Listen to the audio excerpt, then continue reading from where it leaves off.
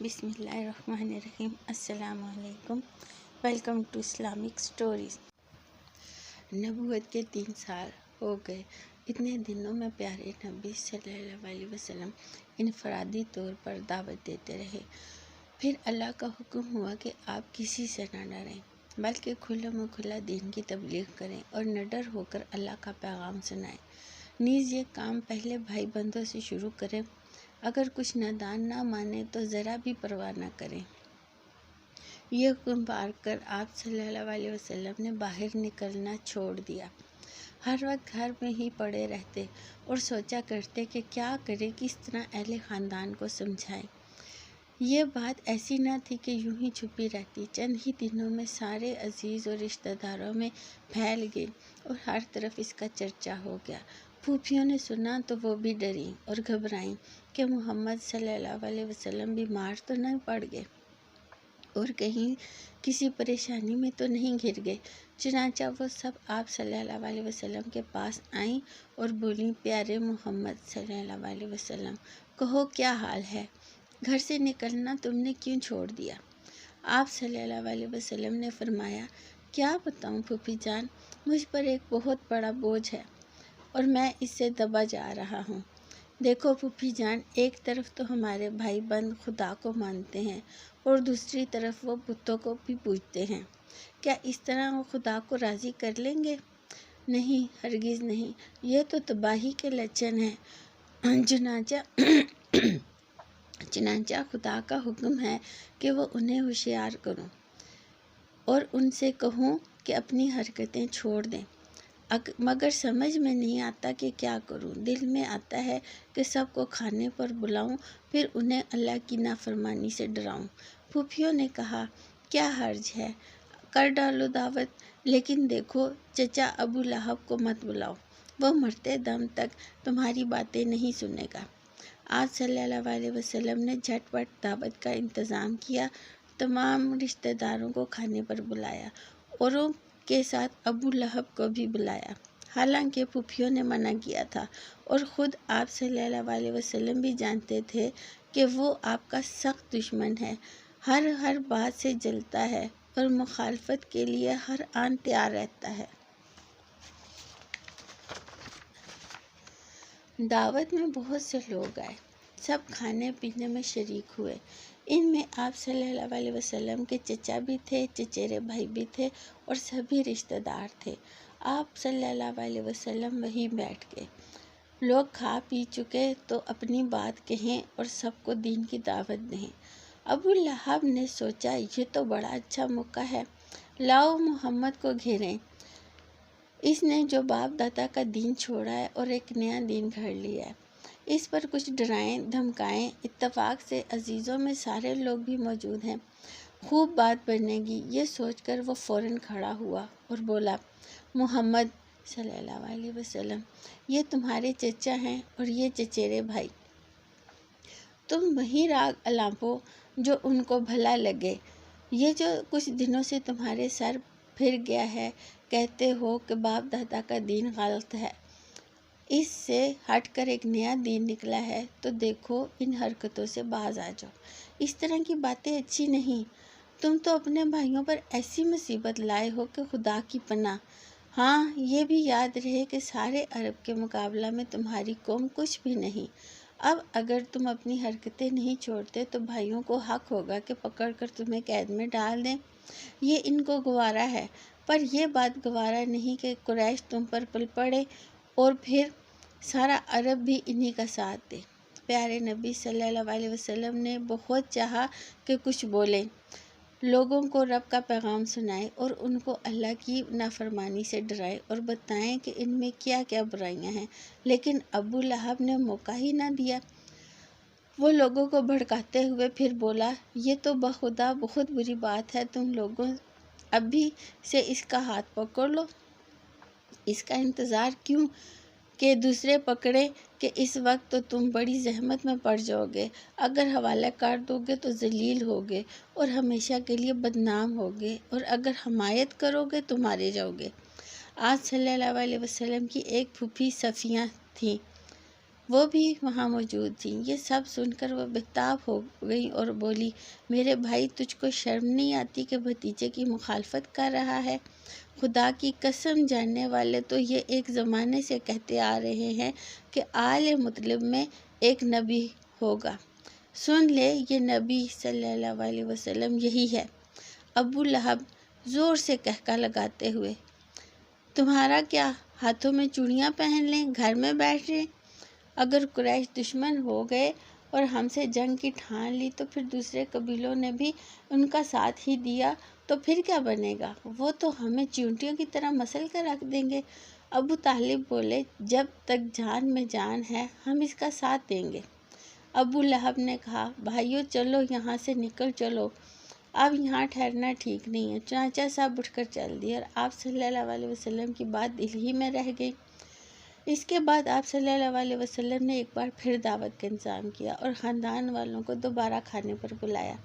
پھر جب لوگ کھا پی چکے تو رب کا پیغام سنایا۔ فرمایا، دیدبان اپنوں سے جھوٹ نہیں بولتا۔ خدا کی قسم، میں غیروں سے جھوٹ بول بھی لوں پر تم سے نہیں بول سکتا، اوروں کو دھوکہ دے بھی دوں پر تم کو نہیں دے سکتا۔ اللہ جانتا ہے کہ میں اس کا رسول ہوں اور اس نے مجھے تمہارے پاس بھیجا ہے۔ سن لو، عرب میں کوئی بھی اپنی قوم کے لیے مجھ سے بہتر چیز نہیں لایا۔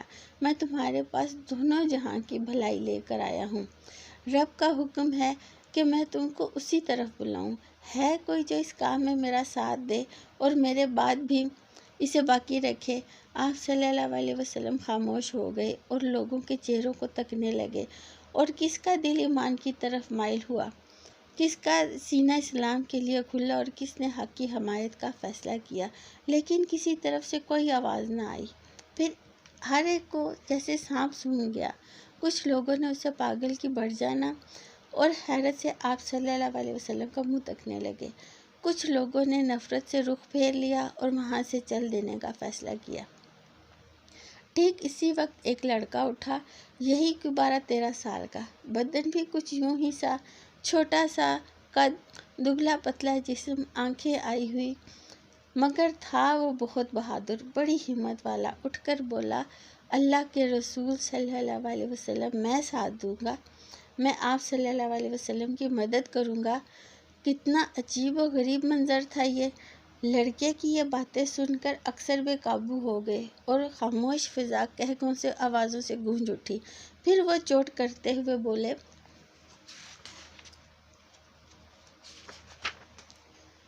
کیوں ابو طالب، آپ بھتیجے کی پیروی کرو گے یا بیٹے کی؟ اس طرح دوسری مجلس بھی برخاست ہو گئی، لیکن ان کوششوں کا حاصل کچھ بھی نہیں۔ مگر اب بھی آپ صلی اللہ علیہ وسلم مایوس نہ ہوئے اور پورے ولولہ سے کام کرتے رہے۔ ایک دن کی بات ہے، آپ صلی اللہ علیہ وسلم صفا کی پہاڑی پر چڑھ گئے اور درد بھری آواز سے چیخے، قریشی بھائیو، قریشی بھائیو! لوگ چونک اٹھے، ارے بھائی، یہ کون پکار رہا ہے، کس کی آواز ہے یہ؟ پھر کچھ ہی دیر میں سب لوگ جمع ہو گئے اور بےتابی سے پوچھنے لگے، کیا بات ہے بھائی، کیا بات ہے؟ آپ صلی اللہ علیہ وسلم نے فرمایا، ذرا آپ لوگ یہ تو بتائیں، اگر میں یہ کہوں کہ پہاڑ کے دامن سے ایک فوج نکلنا چاہتی ہے تو کیا آپ یقین کریں گے؟ لوگوں نے کہا، ہاں ہاں ضرور، نہ ماننے کی کوئی وجہ نہیں۔ ہم نے آپ صلی اللہ علیہ وسلم کی زبان سے تو کبھی کوئی جھوٹی بات سنی نہیں۔ آپ صلی اللہ علیہ وسلم نے فرمایا، میرے پیارے عزیزو، میں تمہیں ایک سخت عذاب سے ڈراتا ہوں جو تمہارے سامنے ہے۔ میں اسے اسی طرح دیکھ رہا ہوں جیسے اس وقت پہاڑی کی دوسری طرف۔ قریشی بھائیو، خدا کی ناراضی سے بچو اور اپنے آپ کو آگ سے بچاؤ۔ اگر کہیں اللہ ناراض ہو گیا اور تم کو اس نے آگ میں جھونکنا چاہا تو میں نہیں بچا سکوں گا۔ آگ سے بچنے کی تو بس ایک ہی تدبیر ہے کہ اللہ کو ایک مانو اور میرے رسول ہونے کا اقرار کرو۔ یہ سننا تھا کہ ابو لہب کا چہرہ غصے سے سرخ ہو گیا، جیسے لال انگارہ۔ فوراً تن اٹھا اور کڑک کر بولا۔ یہ دیکھ کر آپ سناٹے میں آ گئے اور بڑی حسرت کے ساتھ چچا کی طرف دیکھا کہ کاش کچھ دیر وہ خاموش رہے اور آپ صلی اللہ علیہ وسلم لوگوں میں تقریر کر سکے، ان کے سچے دین کی دعوت دے سکے اور ان کو رب کا پیغام سنائے، لیکن اس نے فوراً ذرا بھی ترس نہ آیا۔ اس کا انداز اور سخت ہو گیا اور آپ صلی اللہ علیہ وسلم کو جلی کٹی سناتا رہا۔ آخر لوگ وہاں سے چل دیے، لیکن اب بھی ان میں وہی باتیں تھیں۔ کوئی کہتا بھائی عبد المطلب کا نوجوان تو آسمان سے باتیں کرتا ہے، کوئی کہتا وہ تو ایسے کی عبادت کرنے کو کہتا ہے جس کو نہ ہم دیکھ سکیں نہ سن سکیں، کوئی کہتا جس سے وہ باتیں کرتا ہے ذرا ہماری بھی کیوں نہیں کروا دیتا باتیں۔ اسلام کی آواز اٹھائے ہوئے ایک زمانہ ہو گیا۔ پیارے نبی صلی اللہ علیہ وسلم پیرووں کو لے کر اپنے گھر آ جاتے یا ارقم کے یہاں چلے جاتے، وہاں ان کو قرآن کی آیتیں سناتے، جو نہ خواندہ ہوتے ان سے کئی بار سنتے کہ خوب یاد ہو جائے، اور جو پڑھے لکھے ہوتے وہ آیتوں کو لکھ لیتے، پھر خود یاد کرتے، بال بچوں کو یاد کراتے اور دوسرے نو مسلموں کو یاد کراتے۔ آہستہ آہستہ اسلام پھیلتا گیا اور مسلمان بڑھتے گئے، مگر مشرکین اسے یوں ہی ہنسی مذاق پر ڈالتے رہے۔ یہ ایک سنجیدہ خطرہ ہے، یہ باور کرنے کو بھی کوئی تیار نہیں تھا۔ وہ سمجھتے رہے کہ یہ تو دیوانے ہیں، ان سے کون الجھے۔ وہ تو سمجھ رہے تھے کہ یہ لوگ محمد صلی اللہ علیہ وسلم کے پیچھے دیوانے ہیں اور اسی روح میں آ کر اپنا دین بھی چھوڑ بیٹھے ہیں، مگر یہ ساتھ نبھنے والا نہیں، صرف 2 دن کی بات ہے، اس کے بعد سب گرد کی طرح اڑ جائے گا، دیر سویر قومی دین ہی کی پناہ لیں گے۔ انہی دنوں کی بات ہے کہ ایک روز کچھ مشرک کعبہ میں تھے اور مورتیوں کو سجدہ کر رہے تھے کہ اتفاق سے حضور اکرم صلی اللہ علیہ وسلم کا گزر ہوا اور آپ صلی اللہ علیہ وسلم سے یہ حالت دیکھی نہ گئی۔ ان پر بڑا ترس آیا، نیز دل میں خیال آیا کہ اس کام سے کس طرح روکا جائے اور انہیں اس ذلت سے بچایا جائے۔ چنانچہ فرمایا، اہل قریش، تم تو دادا ابراہیم کے دین سے بالکل ہی ہٹ گئے ہو، تم ان حقیر مورتیوں کو پوجتے ہو اور انہیں اللہ کا ساجی ٹھہراتے ہو، بتاؤ تو اللہ تم سے کتنا ناخوش ہوگا۔ مشرکوں پر یہ بات بہت گراں گزری، وہ کج بحثی پر تل گئے اور بولے،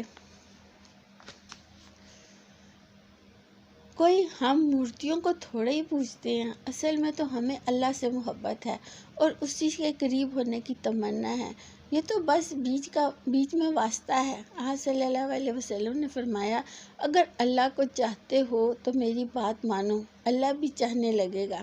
یہ سننا تھا کہ وہ آگ بگولا ہوگا۔ کیا محمد ہم کو الو سمجھتا ہے جو مورتیوں کو چھوڑ دینے کی دعوت دیتا ہے؟ ان مورتیوں کو جن کے لیے عرب کے کونے کونے سے لوگ آتے ہیں، آ کر ان کو سجدہ کرتے ہیں اور کعبہ کی طرح ان کا طواف کرتے ہیں، کیا وہ چاہتا ہے کہ سارا عرب ہم پر ہلا بول دے، یا یہ چاہتا ہے کہ ہر قبیلہ ہمارا بائیکاٹ کر دے اور ہمارے یہاں آنا جانا چھوڑ دے، کہ ساری تجارت ٹھپ پڑ جائے اور ہم دانہ دانہ کو ترس جائیں؟ بہت دیر تک یوں ہی باتیں ہوتی رہیں، پھر طے پایا کہ کچھ لوگ ابو طالب کے پاس جائیں اور ان سے بھتیجے کی شکایت کریں، نیز کہیں کہ محمد صلی اللہ علیہ وسلم کو منع کر دیجیے کہ وہ نہ ہم کو کچھ کہے اور نہ ہمارے دیوتاؤں کو، نہ اس کو ہمارے دین سے کوئی سروکار ہے، نہ ہم کو اس کے دین سے۔ چنانچہ قریش کے کچھ سردار ابو طالب کے پاس گئے اور وہ یہ تھے، حرب کا بیٹا ابو سفیان، ربیعہ کا بیٹا عتبہ، مغیرہ کا بیٹا ولید اور وائل کا بیٹا عاص اور ہشام کا بیٹا عمرو، ہاں وہی عمرو جس کی کنیت ابو الحکم تھی اور جو ابو جہل کے نام سے مشہور ہے۔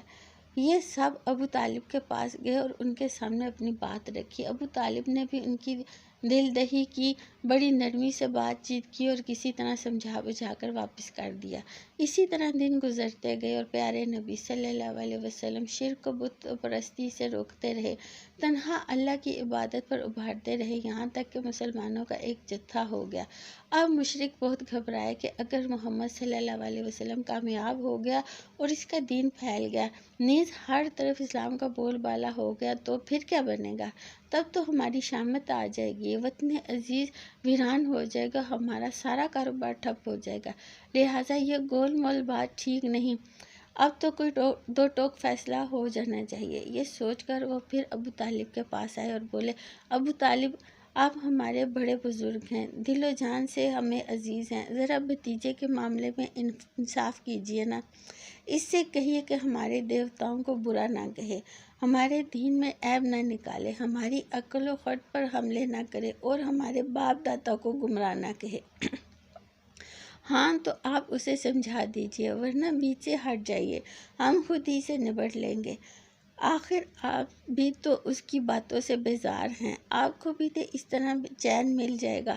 اب ابو طالب سے کچھ نہ بن پڑا، مجبور ہو کر انہوں نے محمد صلی اللہ علیہ وسلم کو بلوایا اور آپ آئے تو وہ بولے، بھتیجے یہ قوم کے مالدار اور سردار لوگ ہیں، انہیں تم سے کوئی شکایت ہے کہ نہ تم ان کے دیوتاؤں کو کچھ کہو نہ یہ تم کو اور تمہارے خدا کو کچھ کہیں گے۔ آپ صلی اللہ علیہ وسلم نے فرمایا، چچا جو چیز ان کے لیے زیادہ بہتر ہے کیا اس کی طرف انہیں بلانا چھوڑ دوں؟ ابو طالب نے کہا، وہ کیا چیز ہے؟ آج تک کے لیے اتنا ہی، مزید اگلی ویڈیو میں ہم سیرت طیبہ کو تفصیل سے بیان کریں گے انشاءاللہ۔